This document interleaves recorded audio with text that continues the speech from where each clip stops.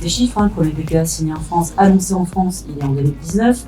Il y en avait 5-6 par an. Et là, en fait, à l'heure où on se parle, il y en a 16 qui ont été annoncés dans l'année 2023. Donc on sent qu'il y a en train de prendre sur une rampe de lancement. Globalement, on a un enjeu climatique très lié à la consommation d'énergie fossile, la consommation de fossiles, principalement pour les usages énergétiques.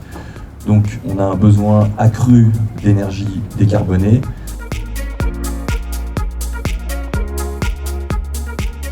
Le SAFRE est particulièrement satisfait d'avoir signé ce PPA entre Soner et le SAFRE, mais évidemment, Agglomération de Cambrésis est à l'origine de tout ça également. On dispose aujourd'hui donc d'un outil qui peut permettre à un territoire de répondre à un marché économique qui est complètement déréglé et imprévisible.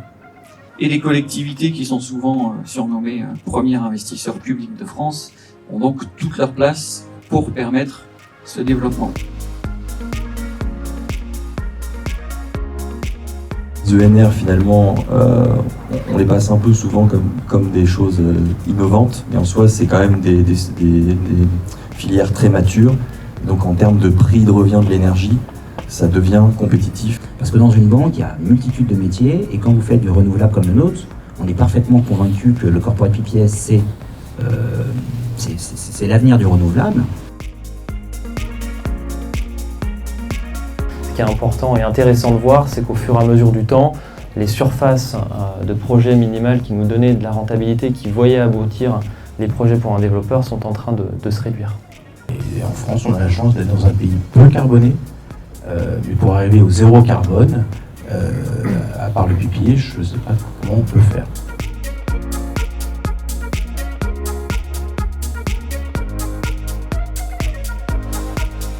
C'est une démarche qui accélère, qui donne envie d'accélérer.